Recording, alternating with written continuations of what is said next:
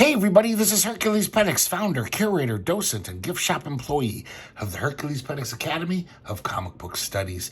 Today we're going to be looking at Monkey Wrench, an anthology from 1992, published by Oceanographics, which was an imprint of Caliber Comics. Caliber was kind of like the Dark Horse Comics wannabe all throughout the late 80s and 90s. And at one point, I guess alternative comics were so hip and popular, things like 8-Ball and Hate, they were kind of blowing up. So Caliber started their own kind of like hip line, trying to be like a mini Fantagraphics. And this was the anthology that came from it. It was edited by Ed Brubaker and some other guy who I'll tell you in a second because I can't remember. We start off with a cover by Lloyd Dangle, funny cartoonist from that time period. I guess he's probably still drawing, I assume. He did a lot of political humor, and I don't know why, though. I don't like this cover. It kind of bugs me. I think just the way he draws this guy.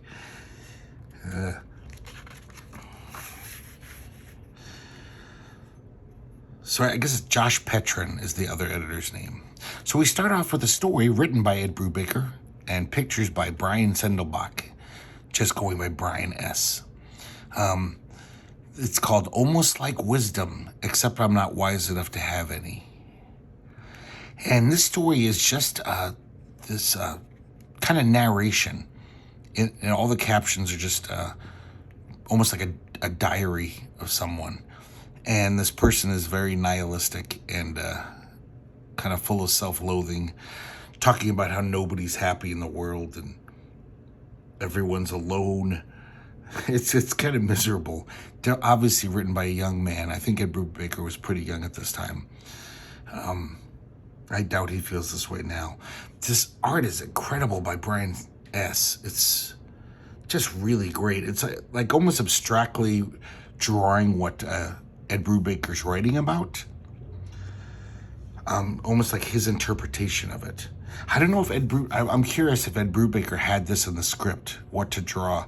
I kind of doubt it. I almost get the impression he was just like, you just draw what you want from, these captions I'm writing. Talking about failed loves and just being drunk and miserable, trying to connect.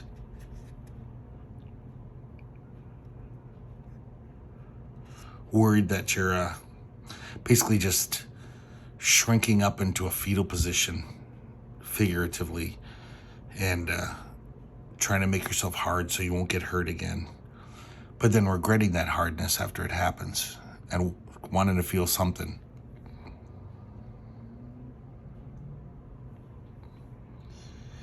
At the end, there's a hopefulness to it where he's describing a perfect moment. Walking down the street with a beautiful girl. The warmth of summer was approaching. The Beatles are playing from an open window. And he concludes that's what it's all about. Not being so worn down and dead that you can't see those moments. It ends with a quote from Emerson: "Life consists in what a man is thinking all day." Yeah, this is kind of hit hard for me. I definitely, my thoughts were kind of like this back then. This guy I've never heard of, J.E. Fullerton. The story's called The Hand of Glory. Very Gan Wilson inspired, as you can see. It's almost bordering on plagiarism, but whatever. He was inspired by him. It's really nice. I think this is great. I mean, it's not like Ken Wilson was drawing comics at this time, so okay, we got J. Fullerton. Great. And we see it's olden times, and this guy's in the stockade. He's a thief. He got caught once yet again, and he's right next to the gallows, watching guys get hung. He's like, I better be more careful. So he goes to his friend's house, and he asks him, he's like, isn't there something about hanged men being useful? And I guess it's some kind of old legend that if you chop the hand off of hanged man and prepare it in a certain way, it'll become almost like this magic candle. And when you light all the fingers on fire, everyone in the vicinity will stay asleep. They won't be able to wake up. But also, if the thumb won't light, you'll know that it's someone's awake, someone in the vicinity. So, basically it's like a warning. And the fire can only be put out with milk. Water won't work, nothing else. Just milk will put it out. So he goes to the gallows, chops the hand off this guy. Pretty gruesome scene. Man, this guy's got some nice craft. This rain. Some good looking stuff. I'm surprised I've never seen this guy. And he prepares the hand, and he gets lodgings for the night in a town where nobody knows him. And it's a whole family, and they're pretty nice to him. And as soon as they go to bed, he lights the hand, but the thumb won't light. So he's like, oh, someone's awake. And it's the daughter. She's like thinking, that guy looks suspicious to me. And then he kind of runs away in fear. But then he says to himself, he says, what am I doing? If I run away, I'll get nothing. I'll even lose the hand. I'm going to go back and overpower that person who's awake. At least I'll go look. So he finds the daughter trying to put out the hand. She's putting water on it so it doesn't work. And he comes in and he's going to silence her. And just then this bucket of milk falls on the hand. And of course, everyone wakes up. And we see him in a prison cell. And they're about to hang him. Kind of a fun little story. Here's Mac White, the great Texan cartoonist. Love this guy's stuff. Chuck Carson and his saddle pal, Boy Howdy, in Engine Trouble. And we see this cowboy, Chuck Carson, and he's a ventriloquist cowboy. He ate something bad in the previous town, so he's got to take this massive dump. Look how much shit is there. He's shitting for 2 hours. And then all of a sudden he gets an arrow in his butt. And they look up on the hill and it's these Indians. And he's hopping away with his pants on his ankles, trying to get away. And they shoot him again in the butt. And when they come up, they're all, they're women Indians. And the chief says, that's right, little paleface. In our tribe, women are warriors and men are squaws. And you look like a good squaw to me. So they take him back to the village, and I guess he's going to have to marry her. But he has this plan. He's like, I know what I'll do. I'll throw my voice and make it sound like the cavalry's coming. And then we'll skedaddle. But that night at the ritual, while all the women are dancing around naked, bare-breasted, he's checking out his wife's boobies, and he's like, nah, I'm not... Why should I escape? I'm going to stay here and marry this woman. I guess we're trying to be like pretty hip with this magazine, so they have articles in it. This is about Esquivel. It's Wayno, the good cartoonist. He's a great cartoonist. What am I saying? The great cartoonist, he just wrote this article about Esquivel and drew this little drawing. I don't really know why it's in here, but I guess it was the early 90s. Oh, this is nice. We got a 2-pager by Richard Sala.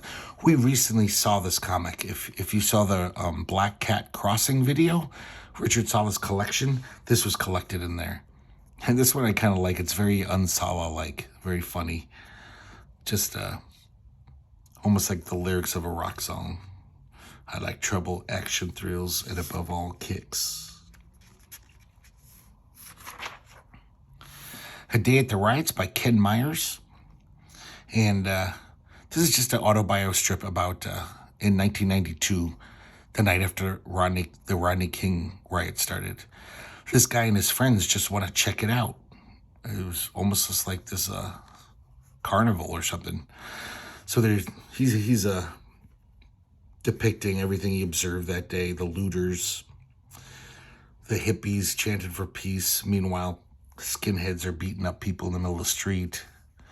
Spoiled little punk rockers are, they just want to jump on the bandwagon before they go back to their parents' basements. And of course, lots of cops.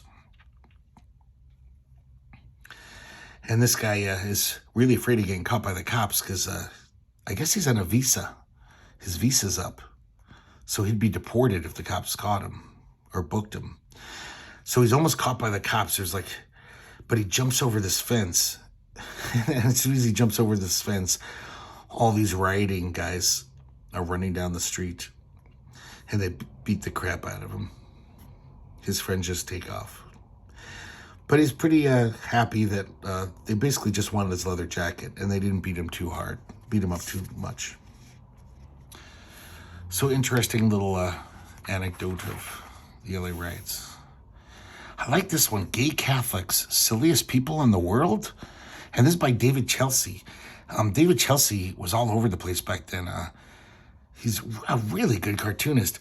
It's weird how much Winsor McKay I see in him. Even though his subject matter is nothing like it. But this is just like kind of talking about this gay Catholic he knows who is completely bending over backwards to rationalize how he can be gay and be a Catholic. And he's making all those excuses for the church. Man, look at this panel of hell. That's amazing. And we see various talking heads, giving their point of views.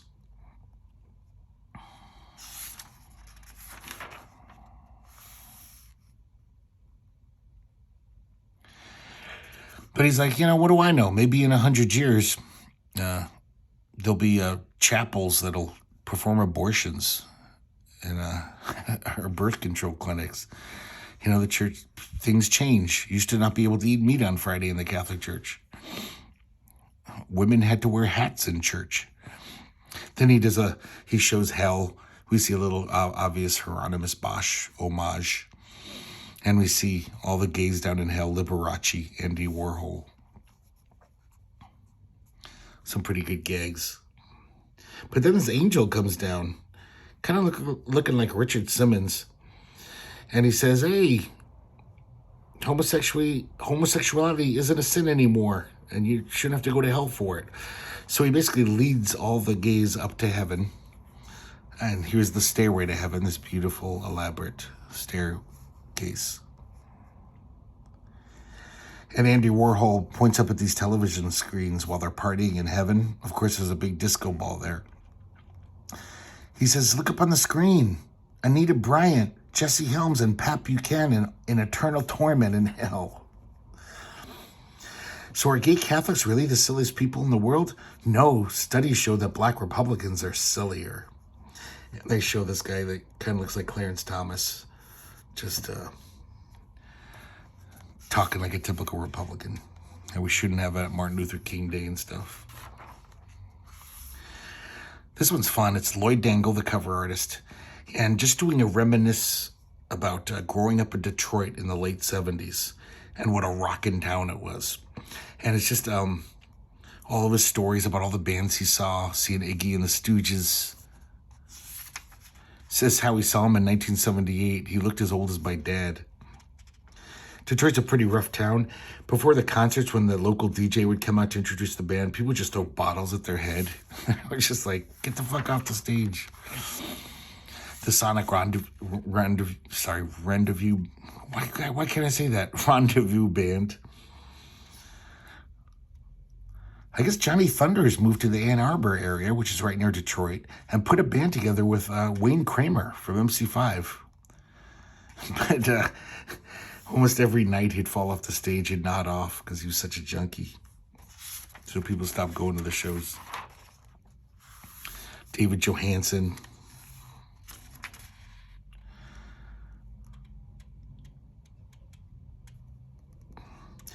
A few years later, he sees Iggy open for the Rolling Stones in 1980, And he says he looked older than Ronald Reagan.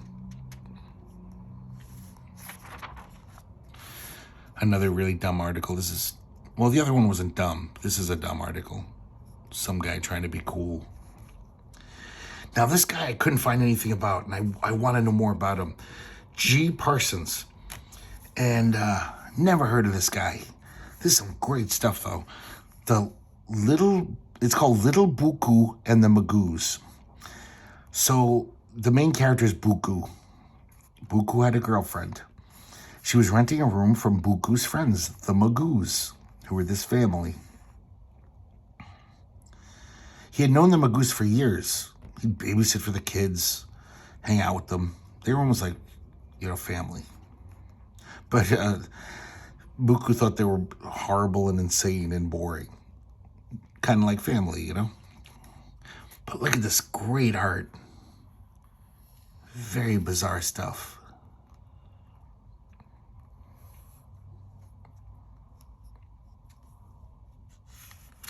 So one night he made a plan with his girlfriend that he was going to come over and they were going to make sweet love. But he got really drunk on cheap vodka. So he finally, hours late, he shows up at the Magoos. He knows that they always keep their back door open. I love this, showing his altered state of being really drunk. It's almost like a new descending a staircase, the illusion of movement. So, he sneaks in, but then he's drunk, so he falls over with a loud crashing sound. And this wakes up the Admiral. I guess the Admiral's the patriarch of the family. But he's drawn as this crazy Cyclops. Really cool character design.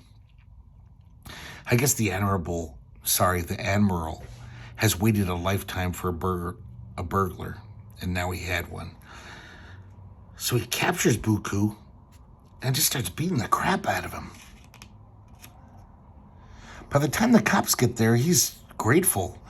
He says thank you for arresting him. He's like, this guy's crazy. So he wakes up in jail the next morning and actually kind of makes friends with some of the convicts.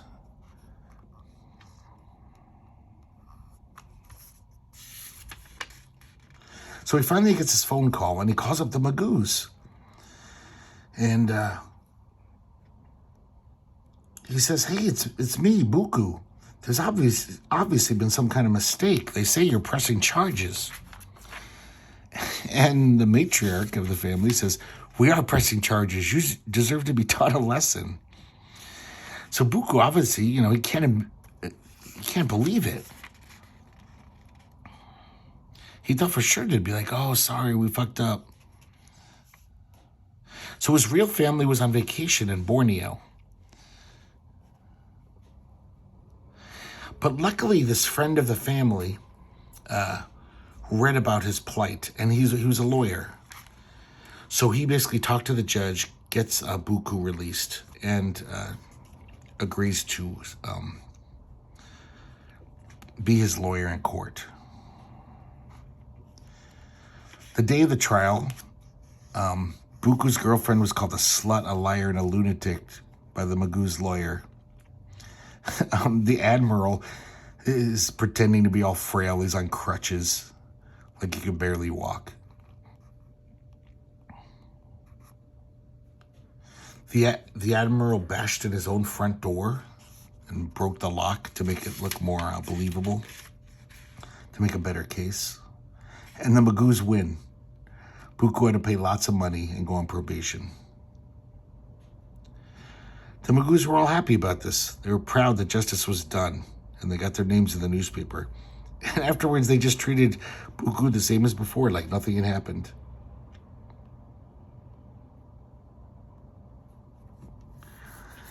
Man, I like this guy's stuff. Craziness.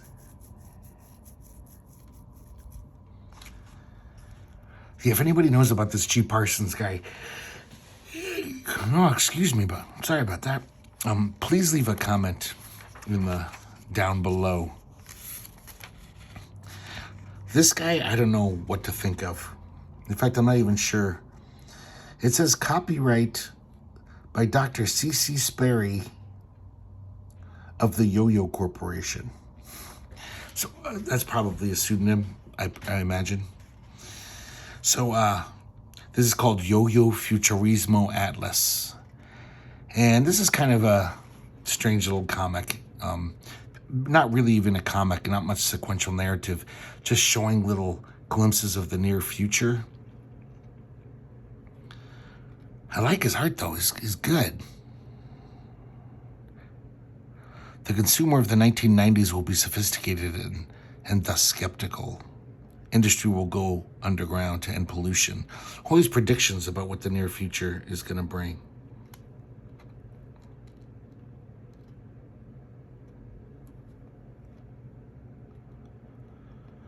We'll have genetically engineered yo-yo bots.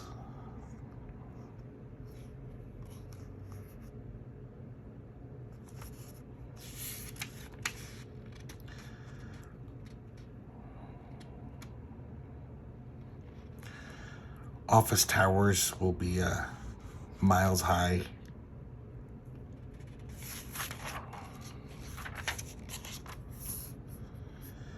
So it's kind of just kind of interesting, but I don't really know what he's talking about. But some of these panels are great, really nice art.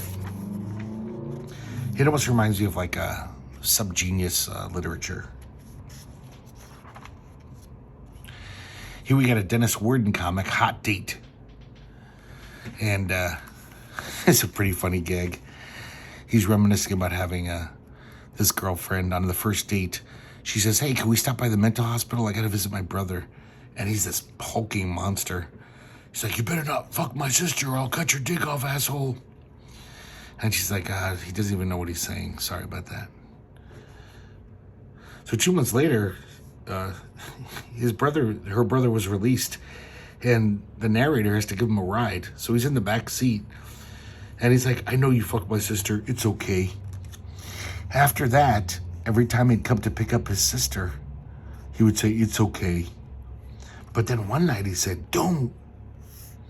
And the narrator says, "Well, I did. How the hell was he gonna know?" And that when he drives her home, he was waiting at the curb, holding something in his hand. It was his sister's diaphragm. That's why he said don't. Oh, that is weird. Funny. Here we got a 2-pager from Bobby Madness, crazy punk rock cartoonist. And it's called Tom Teenager.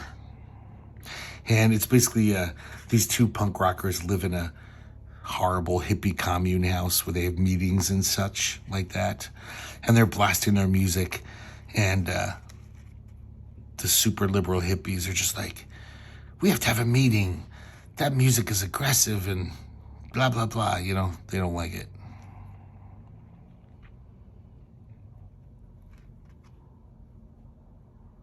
I like the name of this band they're listening to, The Youth of Young Youth.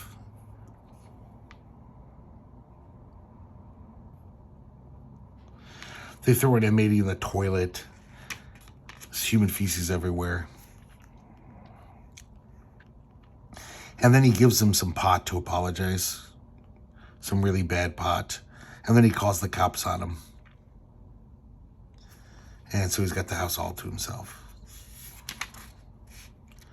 He's a little Dennis the Menace, this one. This is a guy named Jim Jones with a Z at the end. This is called Doc Sleaze.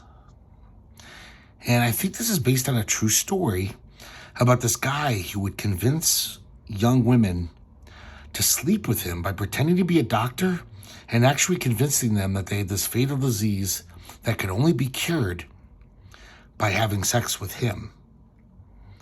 And at least once it seems to have worked. And we even see the newspaper article that he adapted it from. So, yeah, I don't know how. I think he got away with it a couple times at least. Very strange. This toy is cool. It's Jason Lutes with Suck. Nothing like his Berlin comic or whatever that first one was called about the magician, Jar of Fools. This is him being like really cartoony and stylized, and it looks great. I kind of wish he'd draw more comics like this. We see this kind of, I don't know if he's like an idiot man-child or just a weirdly drawn baby, because he looks kind of too old to be sucking his thumb and wearing jammies. But he really likes sucking his thumb.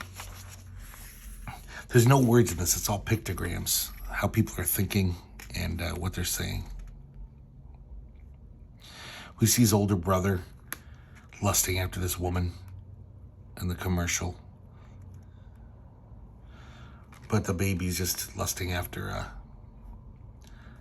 her teats because he likes to suck on milk bottles.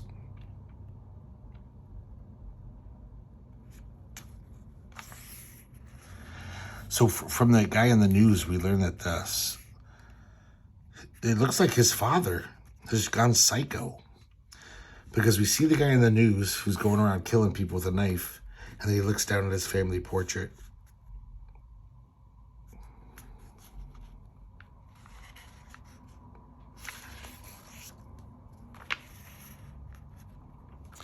You know what I just realized? This isn't the older brother, that's the wife. Sorry, because she's in the photo here.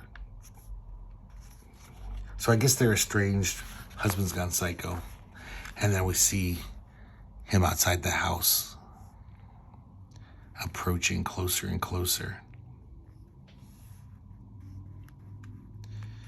And he's breaking in with his knife. And the wife slams the window down on his hand. It chops off his hand with the knife in it. And he runs off. And the little baby picks up the severed hand and starts sucking its thumb.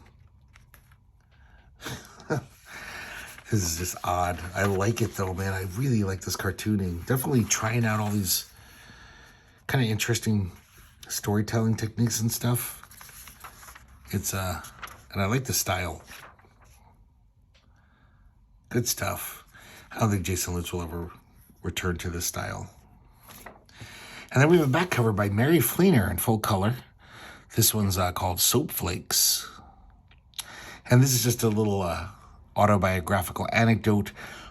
When she was younger, she used to hang out with these coke dealers, and they got her addicted to soap operas. She never liked soap operas, but then she got really addicted to watching them all. And every day they would just hang out and, basically do lines of coke and watch soap operas. Last panel, she says, eventually I kicked the drugs and the dealers. That was the easy part. Oh, Erica, she's watching a TV, blank drawing paper. So she's supposed to be drawing a cartoon, but she's so addicted to her soap operas still. I love that idea that, it's easy to quit coke, but soap operas is another thing. That happened to me.